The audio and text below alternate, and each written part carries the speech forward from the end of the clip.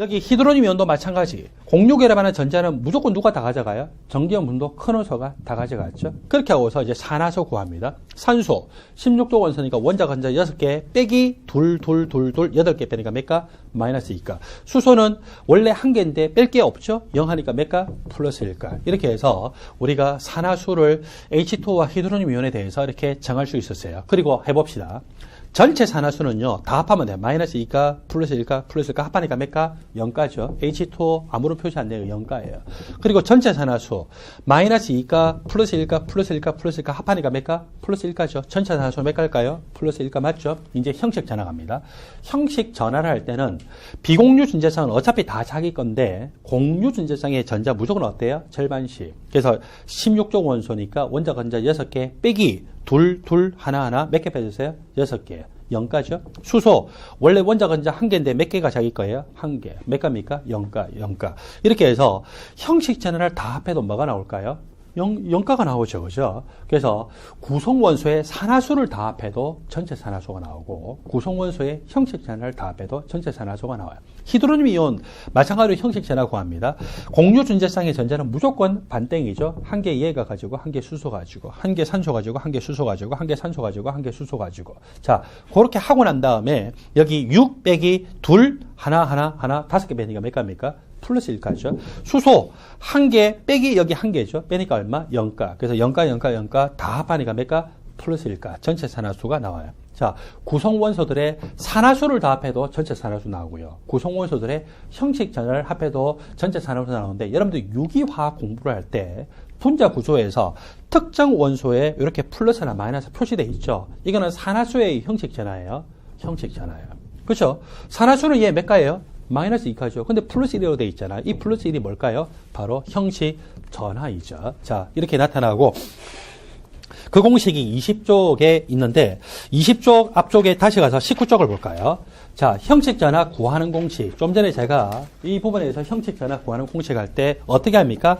자유 원자 상태에서의 원자가 전자수는 주도 원소는 뭐가 똑같아요? 족번호의 일자리 숫자가 똑같죠? 빼기 비공유 전자는 다 빼요. 근데 공유 전자는요, 무조건 절반씩 나눠 가지니까 어떻게 해야 돼요? 공유 전자의 수는 나누기 2를 해서 빼야 되겠죠? 그래서 나누기 2 한다고 생각하지 마시고 구조상으로 무조건 한 개씩 하고 난 다음에 이렇게 합해가지고 빼면 돼요. 근데 산화수 할 때는요, 다음 페이지로 가보세요. 산화수도 처음에 어디서 빼요? 자유 원자 상태에서 원자가 전자수에서 빼죠? 자유 원자 상태에서의 원자 건자수는 뭐하고 똑같다고 했어요? 주족 원소는 그 족번호의 일자리 숫자하고 똑같다고 했죠? 빼기 뭘 빼요? 화학종에서의 원자가 전자수 빼는데, 여러분들은 화학종에서의 원자가 전자라고 하는 것을 파란색 볼펜으로 동그라미 표시. 화학종에서의 원자가 전자라고 하는 것을 파란색 볼펜으로 동그라미 표시. 그 다음에 위쪽으로 쭉 뽑아내서 적으세요. 공유 전자쌍의 전자 2개 모두, 공유 전자쌍의 전자 2개 모두 누가 가진다고요?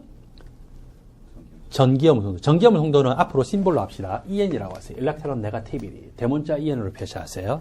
EN 큰 원소가 가진다라고 적으세요. 그래서 그렇게 해가지고 뺀다라고 하는 거죠. 그리고 그 밑에 공식 보니까 구성원소들의 산화수를 다 합해도 전체 산화수 나오고, 형식 전화를 다 합해도 전체 산화수가 나옵니다. 두 번째 섹션, 루이스 구조식을 그리는 것. 여러분들이 어떻게 공부를 하셨든지 간에 루이스 구조식을 그릴 때는 반드시 제가 가르친 방식대로 하세요. 여러분들이 보통 고등학교 때 화투를 선택하시는 분들은 루이스 구조식을요, 경험적으로 선생님들한테 배우고 그 방식을 적용하다 보니까 문제를 풀다 보면은 이 일반학의 문제에서 틀리게 생각하는 경우가 많아요. 그래서 제가 여러분들 제시하는 대로 공부를 하는 게 저는 좋을 거라고 생각해요. 먼저 분자를 구성하는 전체 원자과 전자수를 구하죠. 그리고 전자는 어떻게 존재하더라고요? 전자쌍으로 존재하죠. 전자쌍으로 존재한다는 것은 무슨 의미인지 아세요? 한 오비탈에 전자가 최대한 몇 개? 2개 있다는 그런 의미예요. 파울리 베타 원리예요. 자, 하여튼 전자가 쌍으로 존재하면 안정하더라. 그리고 이 전체적으로 구성하는 원자들이 존재하는데, 원자들을 가능한 한 어떻게 해요? 대칭 구조. 2개면은 그냥 선형 구조예요. 3개면은 어떻게 하면 될까요? 3개도 선형 구조구나. 그렇게 되겠죠? 또는 나중에 구분형 구조 될 수 있어요. 4개면은 무슨 구조일 때 가장 대칭 구조일까요? 1개를 중심으로 해서 3개가 평면삼각형. 그럼 이제 5개가 되면 1개를 중심으로 해서 4개가 더 남았죠. 4개가 어떻게 하면 될까요? 3연체 구조. 그리고 6개인 경우에는 또 여러분들이 알아서 이제 구조를 표현하시면 되겠죠. 그래서 이렇게 해서 가능한 한 대칭 구조로 해서 이렇게 그리고 기본적으로 결합이 형성되어 있어야 되잖아요. 무슨 결합? 단일 결합. 그래서 이제 단일 결합이 형성시켜요. 그때 굉장히 중요한 원칙이 있죠. 누가 무조건 바깥쪽으로 나가야 돼요? 전기음성도 큰 원소가 바깥쪽으로 나와요. 왜? 욕심꾸러기. 욕심꾸러기가 중심에 있으면은 자기가 다 가지려고 하니까 그런 분자가 형성될까 안 될까요? 안 되죠. 그래서 여러분들이 진짜 미트디트 피터 시험에서 나온 그 루이스 구조식에 대한 대부분의 문제는요. 바깥쪽 원소에 누구 아니면 누가 있냐면 F하고 O였어요. 그렇죠? F하고 O가 있었는데 그 F하고 O 왜 바깥쪽으로 갔을까요? 전기염 농도가 크니까 바깥쪽으로 가 있는 거예요. 자, 그리고서 누구부터 그럼 8전자 규칙을 만족해야 될까요? 전기염 농도 큰 거 욕심꾸러기잖아요. 쟤들을 8전자 규칙을 만족 안 시키면 어떻게 해요? 전자 줘! 그러면서 과음 지르니까 동네가 시끄럽죠. 그래서 일단 네 먼저 밥 줄게. 그래서 마치 여러분들이 이렇게 밥상을 차릴 때 원래 그러면 안 되지만 그 크레이지한 이 초등학교 고학년이나 중학교 학생들을 키우는 부모들은요. 아빠가 있어도 누구한테 먼저 밥 줘요?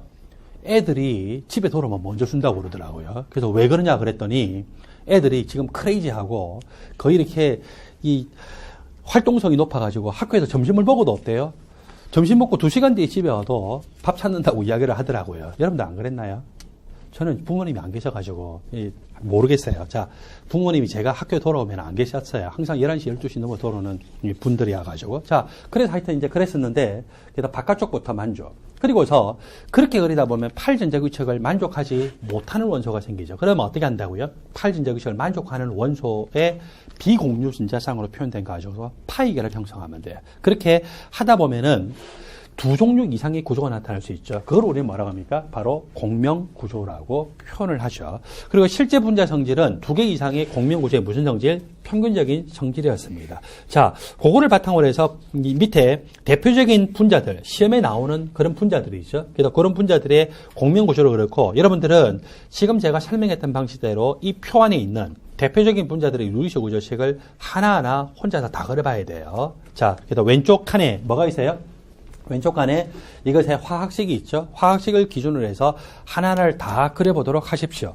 자, 제가 여기서 질산이온에 대해서 예를 들도록 할게요. NO3 -1가 이온이다. 질소는 15족 원소, 원자가 전자 5개, 산소는 16족 원소, 원자가 전자 6개, 그런 산소가 3개니까 곱하기 3. 거기다가 마이너스 1가니까 중성 상태보다 전자 1개 더 많죠. 전자 개수는 이거 합하면 6개니까 6 곱하기 4니까 24개죠. 두 번째 스텝에서 뭐를 건다고요? 전자쌍. 몇 쌍입니까? 12개의 전자쌍이죠. 세 번째 스텝에서 대충 단일 결합하면서 이렇게 대칭 구조. 질소가 있고 산소가 전기염도가 더 크니까 바깥쪽으로 갔죠. 그리고 네 번째 스텝에서 누구부터 8전자 규칙을 만족하라고요? 바깥쪽에 있는 전기염도가 큰 산소부터 8전자 규칙 만족하려면은 전자쌍 12개 중에 쓰는데 하나 이미 있죠. 둘, 셋, 넷. 여기도 하나, 둘, 셋, 넷. 여기도 하나, 둘, 셋, 넷. 이렇게 해서 원자가 전자쌍 넷 해서 12개를 다 썼어요. 다 썼는데 바깥쪽에는 산소는 8전자 규칙을 만족하는데 중심에 있는 질소는 8전자 규칙을 만족하지 못하죠. 몇 개의 전자쌍만 넣으면 돼요? 한 개만 도우면 되죠. 그때 경우의 수가 3가지가 있어요. 위에서 줄 수도 있고 왼쪽에서 줄 수도 있고 오른쪽에 줄 수도 있죠. 위에서 주는 경우를 A, 왼쪽에 주는 경우를 B, 그리고 오른쪽에 주는 경우를 C. 만일에 A처럼 저렇게 줘버리게 되면 위쪽이 이중결합처럼 나타나고 왼쪽 오른쪽이 단일 결합 상태 그대로이겠죠. 그리고 B처럼 왼쪽에서 줘버리면은 이번에는 왼쪽이 이중결합처럼 되고 위쪽하고 오른쪽이 단일 결합처럼 나타날 수가 있습니다. C처럼 오른쪽에 있는 것이 이렇게 줘버리게 되면은 오른쪽이 이중결합 그리고 왼쪽하고 위쪽이 단일 결합처럼 나타나죠. 처럼이라는 것은 실제로는 단일 결합이 아니라는 거죠. 자, A처럼 줘버리니까 이렇게 질소가 전자쌍을 이렇게 받으면서 자기 주위에 전자쌍 몇 쌍? 4쌍이죠. 8전자 규칙을 만족하죠. 그래서 모두 다 8전자 규칙을 만족하게 돼요. 물론 B나 C도 마찬가지죠. 이런 구조를 뭐라고 하냐면은 동일한 구조로 하지 않아요. 제가 뭐라고 표현하던가요? 비슷한 구조. 왜냐면은 얘를 잡아서 120도 딱 돌리면은 B하고 겹쳐버리죠. 얘를 잡아서 오른쪽으로 돌리면은 C하고 겹치죠. 똑같은 거 아니에요. 비슷한 거예요. 왜냐면은 이게 산소 A라고 생각하면 얘는 산소 A가 이중결합처럼 됐고 여기는 뭐예요? 산소 B가 이중결합처럼 됐고 여기는 산소 C가 이중결합처럼 됐기 때문에 분명히 똑같은 구조는 아니고 비슷한 공명구조라고 하죠. 그래서 비슷한 공명구조는 실제 성질은 무슨 성질? 예, 평균적인 성질. 위에 산소 A를 보니까 이중 결합이 있죠. 또 여기를 보니까 단일 결합이 있죠. 또 여기 보니까 무슨 결합? 단일 결합. 합해서 몇 중 결합이에요? 4중 결합이죠. 그런 구조가 몇 개예요? 3개죠. 그래서 평균에 보니까 몇 중 결합이에요? 3분의 4중 결합. 1.3중 결합이고 3분의 4중 결합에서 무조건 시그마 결합은 한 개의 단일 결합이에요. 나머지 3분의 1 결합이 파이 결합이죠. 그래서 실제 분자 성질은 이 질소가 위에 있는 산소하고도 3분의 4중 결합. 왼쪽에 있는 산소하고도 3분의 4중, 오른쪽에 있는 산소하고도 3분의 4중. 만약에 이중 결합이라면은요, 한 개 시그마 결합, 한 개 파이 결합이에요. 이렇게 단일 결합만큼이 무조건 시그마 결합이에요. 나머지 3분의 1에 해당되는 게 무슨 결합입니까? 파이 결합에 해당이 되죠. 그래서 항상 단일 결합은 이 다이포레인과 같은 특이한 분자 구조를 제외하고는 전자가 두 개가 관여하는 시그마 결합이고 나머지가 다 항상 파이 결합. 이렇게 될 때는 시그마 결합도 전자 두 개 결합하는 한 개의 결합이고 파이 결합도 전자 두 개가 관여하는 한 개의 결합이죠. 그래서 이렇게 해서 질소와 산소 간에는 모두 3분의 4중 결합이 3개더라 이런 식으로 표시가 될 수가 있죠.